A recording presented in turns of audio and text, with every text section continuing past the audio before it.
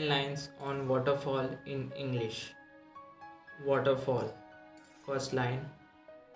The falling of water from a high place is called a waterfall. Second line. A waterfall is formed by a river. Third line. The river travels a long way through zigzag path. Fourth line. On the way, she crosses many cities and villages. Fifth line. When a deep place is found on the way, the river have to fall down in it.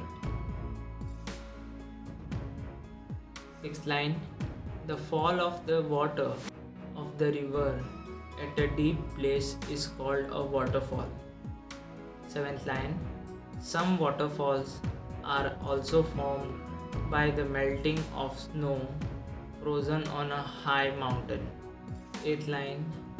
The world's largest waterfall is located in Venezuela and is known as Angel Falls. Ninth line. The height of Angel Falls is about 3,212 feet. 10th line. The largest waterfall in India is Dudh Sagar, which is located in Goa.